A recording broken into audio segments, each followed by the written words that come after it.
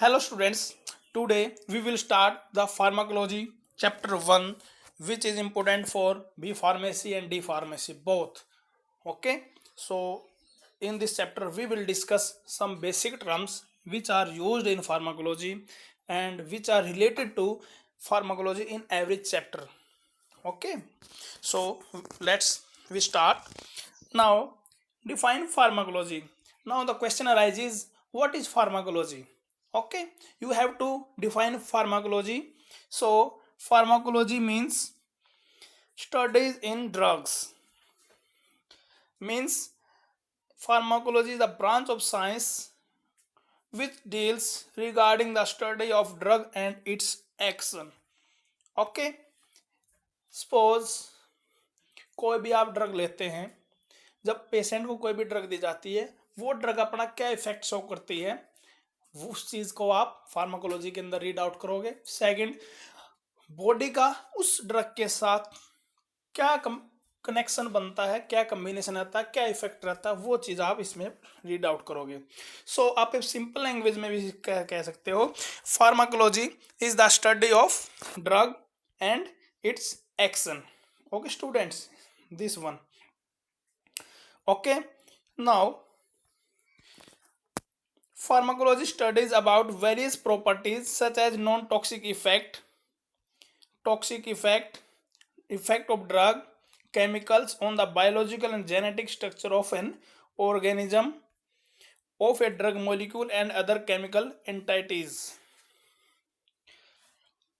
Now go through the definition part. In this section there are so many terms which are correlated with the pharmacology and most important for all students which are doing diploma in pharmacy or bachelor degree in pharmacy. Now start first definition, that is pharmacology. Okay, now first of all we discuss regarding pharmacology. Pharmacology studies in the drug is the study of drug and its action. Study of drug and its action. Okay, to the specific pharmacology involve the study of interaction taking place between a living organism and exogenous chemicals which in turn alters the normal biochemical functions. Pharmaceuticals are substances having therapeutic properties.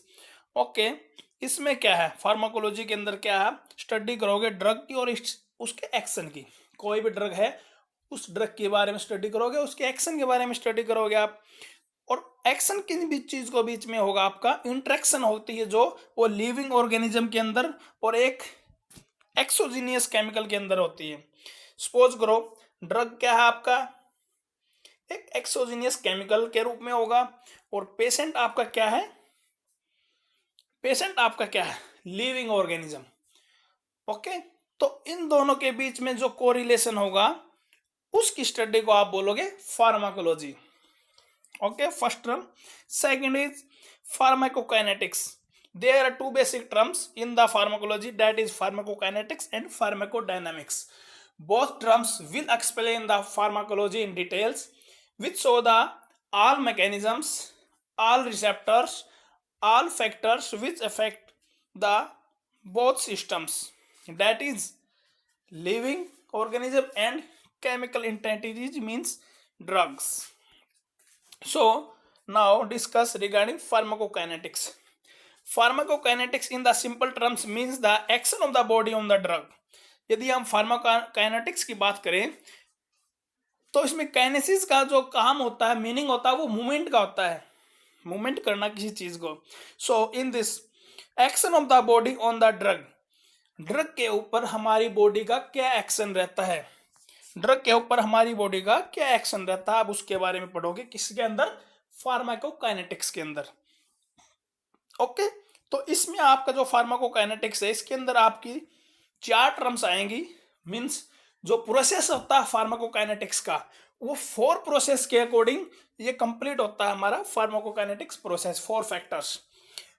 तो जैसे हमने अभी definition में पढ़ा, action of the body on the drug, तो drug के ऊपर body का क्या एक्शन रहता है वो चीज आप रीड आउट करोगे.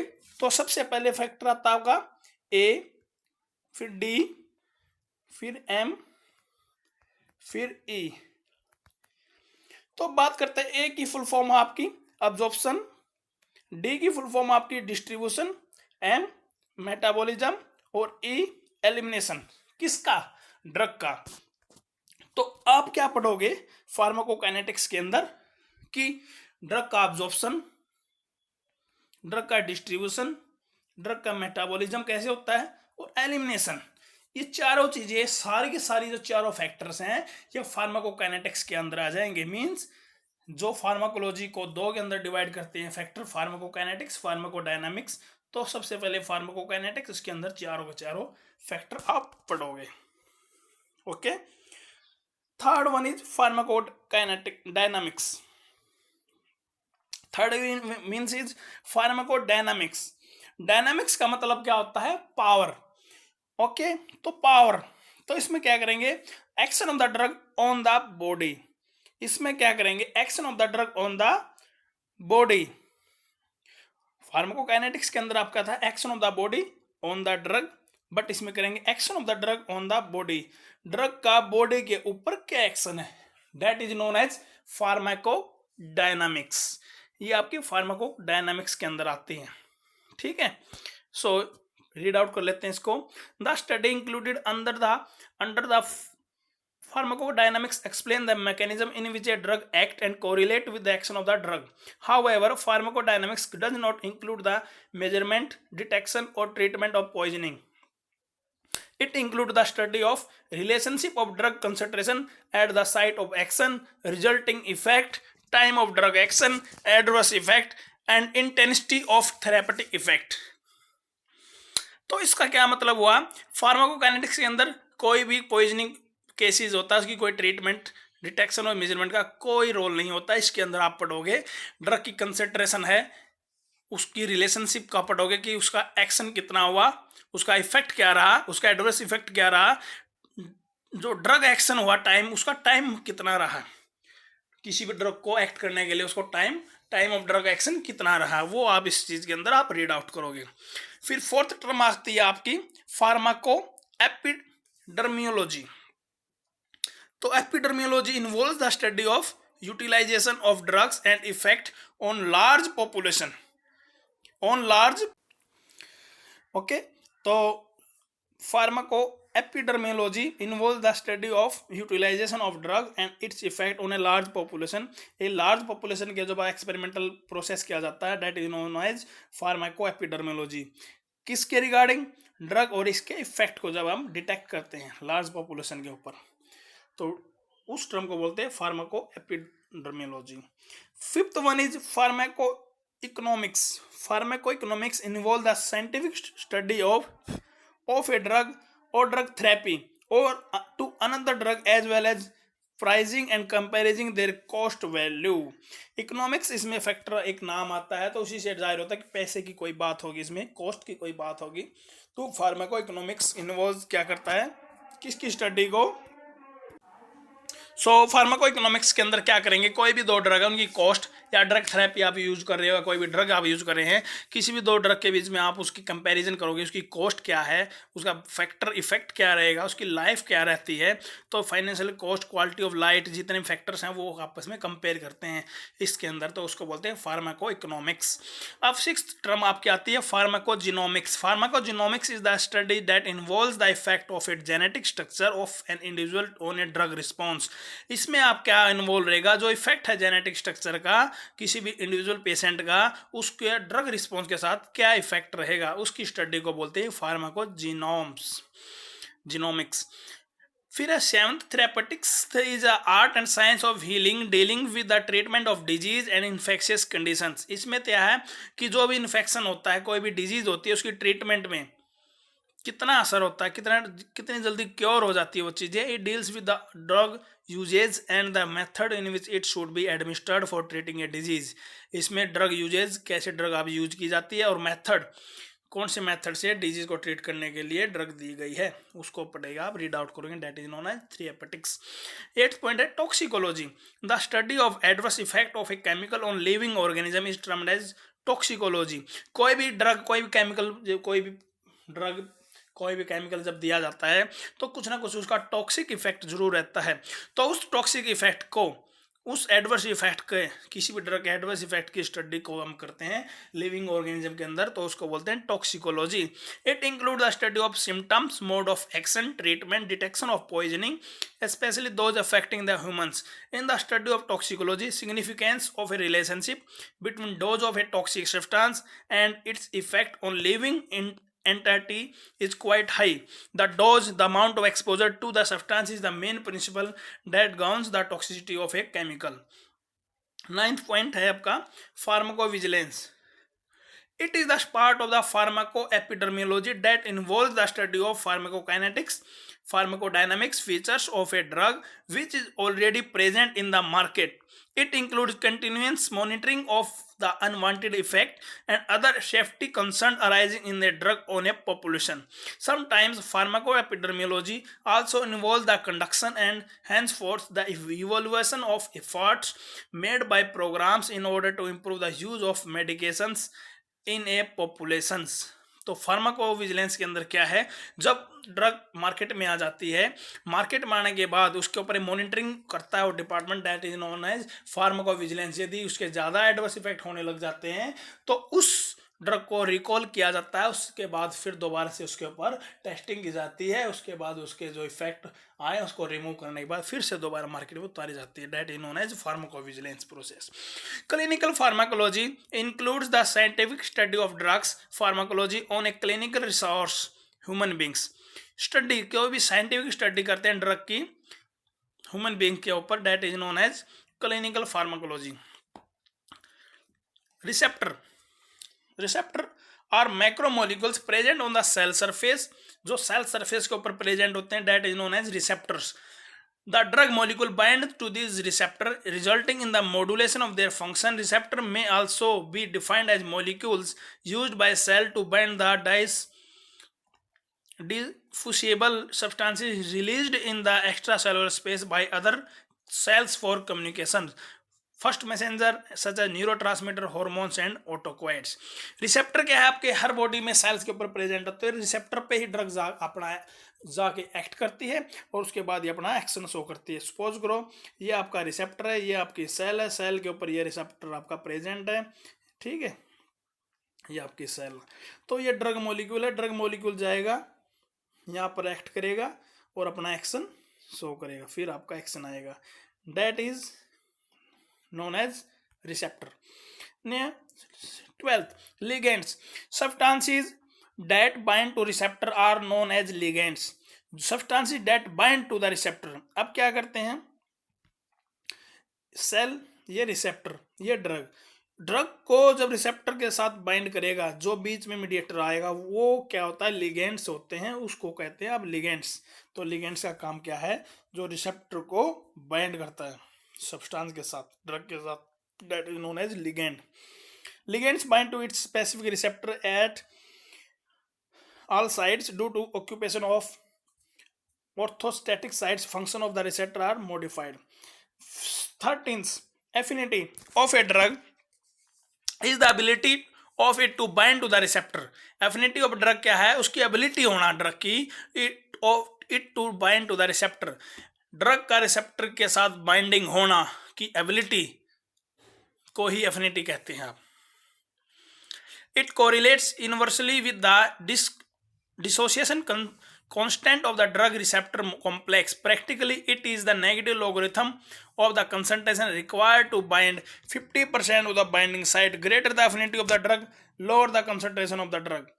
यदि affinity है ड्रग की वो ज़्यादा होगी तो concentration of drug लो होगी, required to bind with the receptor. तो सिंपल सी बात है, किसी भी ड्रग की एफिनिटी ज़्यादा होगी तो उसमें जो बाइंडिंग के लिए जो कंसंट्रेशन जरूरत पड़ेगी ड्रग की वो कम पड़ेगी रिसेप्टर के साथ। ओके, अब आपकी 14th, competition is the condition in which two different drugs identify the same binding site.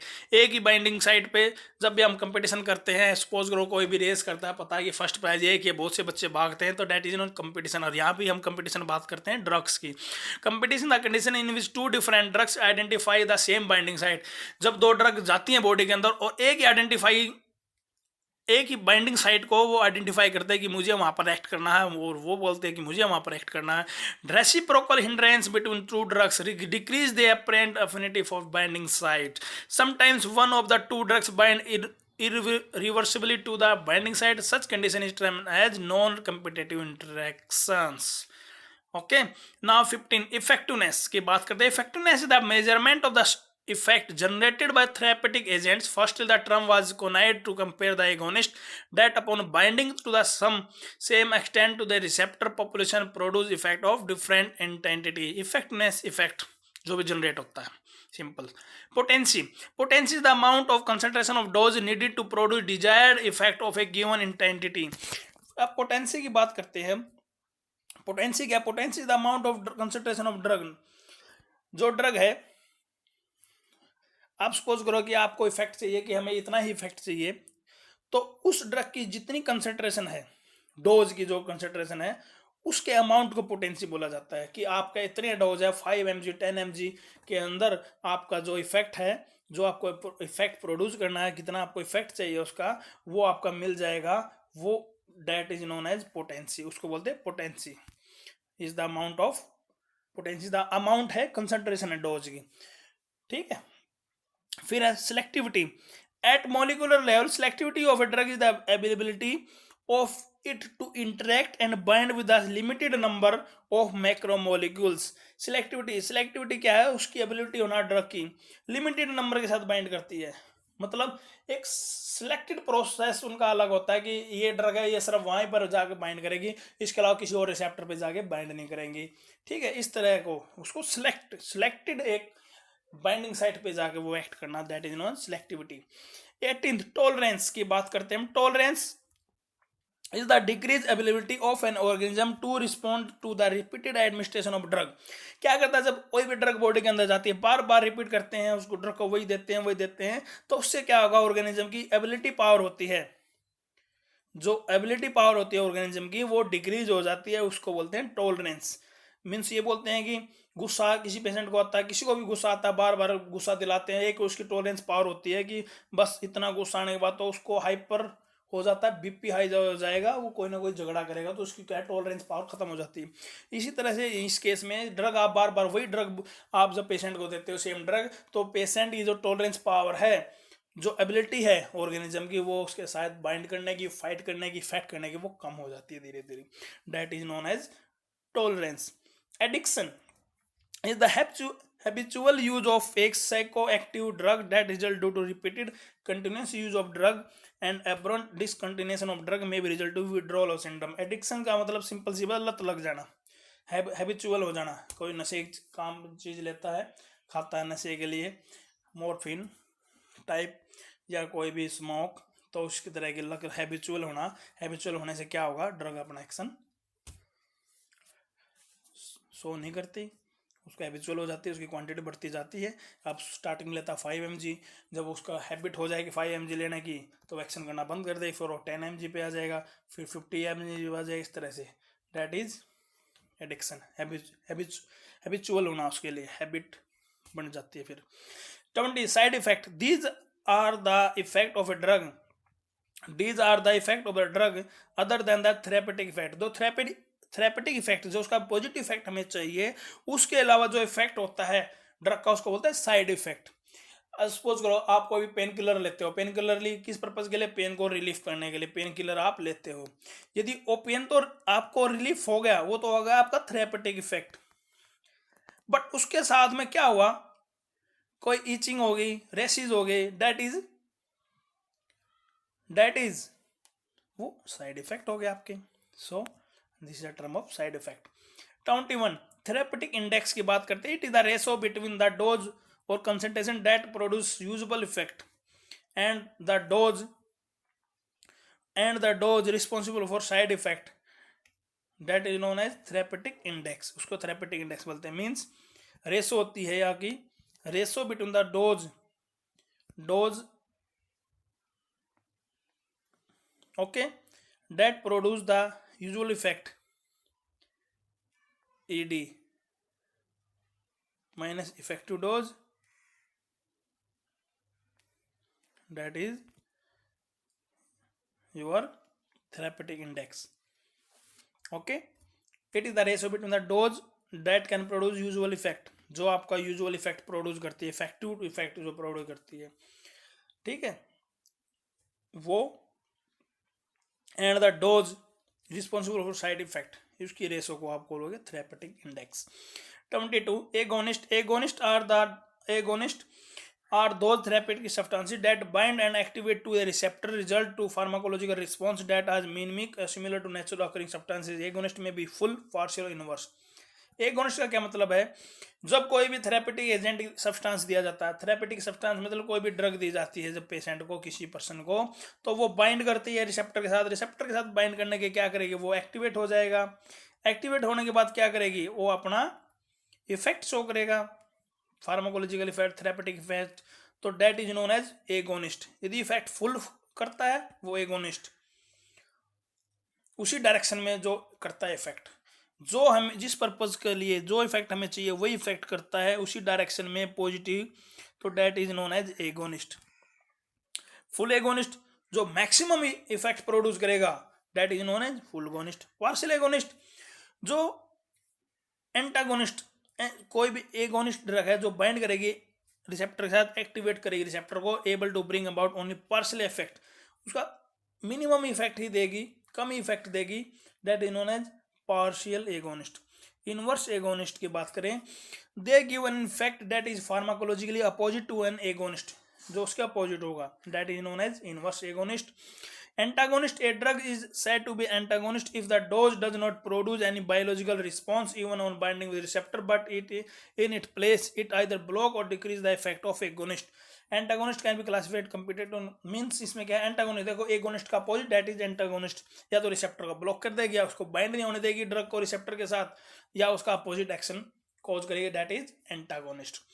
ये थी आपकी बेसिक टर्म्स 26. बहुत सारी और भी टर्म्स हैं, जिस बच्चों को और भी टर्म्स यदि आपको पता पूछना है तो वो डिस्क्रिप्शन बॉक्स में या मेरे को मैसेज डाल सकते हैं कि सर इसको भी एक्सप्लेन कर दीजिए, वो एक्सप्लेन कर दिया जाएगा. इसमें कोई डाउट है किसी में भी पूछ सकते हैं. अब बात है स्कोप ऑफ फार्माकोलॉजी. अब फार्माकोलॉजी तो आप पढ़ रहे हो, लेकिन उसका बेनिफिट क्या रहेगा, क्या आपके लिए क्या स्कोप रहेगा, वो किस पर्पज के लिए पढ़ रहे हो, कहाँ कहाँ यूज होगी, दैट इज नोन एज, सबसे पहली बात करें chemotherapy, second one is toxicology, third one is pharmacotherapeutics, fourth clinical pharmacology, fifth is disease cause by doctors, iatrogenic disease. Okay, जो मेडिकल प्रोफेशनल डॉक्टर्स होते हैं उससे कुछ हो जाता है, प्रिस्क्राइब ड्रग करते हैं लेकिन वो कुछ डिजीज कॉज कर लेते हैं, ठीक है, तो मेडिकल प्रोफेशनल, तो उस पर्पज के लिए उसका नॉलेज यहाँ से बनता है आपको कि हाँ ये ड्रग दिया है, ये कोई साइड इफेक्ट नहीं, कोई अदर डिजीज नहीं कॉज करेगी. Sixth original level of pharmacology, therapeutic index LD upon ED50, LD upon ED50. LD means lethal dose और ED means effective dose. Biological half-life, gene-based therapy, pharmacoepidemiology, pharmacogenetics. ये आपके जो है scope है 11, ये read out कर लेना. पहले इनकी मैक्सिमम डेफिनेशन मैंने समझाई दी है, इसको रीड आउट करके इसको आप लिख सकते हैं और इसमें कुछ ऐड कर सकते हैं अपने अकॉर्डिंग, जो भी आप ऐड करना चाहते हो. कुछ ये क्वेश्चंस हैं, व्हाट इज फार्माकोलॉजी, ऐसे 2 मार्क्स में, 1 मार्क्स में, 4 मार्क्स में.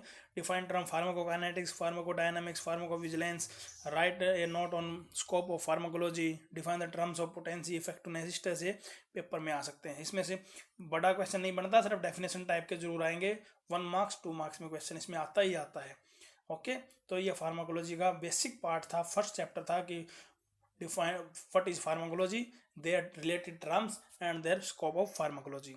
ओके स्टूडेंट्स, तो आगे की वीडियो आएगी मेरी जल्दी ही, तो इससे पहले आप इसको वीडियो को ज़रूर देखें, ध्यान से लाइक करें और चैनल को सब्सक्राइब करें. सब्सक्राइब करने से आपको आगे नोटिफिकेशन मिलती रहेगी. नॉलेज के साथ साथ आपको वैसे भी जो नोटिफिकेशन आती है एडमिशन के लिए, रिजल्ट्स के लिए, जॉब्स के लिए, वो भी आपको टाइम टू टाइम मिलती रहेंगी. तो वीडियो को ज़रूर लाइक करें, शेयर करें और सब्सक्राइब करें चैनल को, और अपने फ्रेंड सर्कल को डिस्ट्रीब्यूट करें. ओके, किसी बच्चे को कोई प्रॉब्लम तो वो पूछ सकता है मैसेज करके. Okay students, thank you.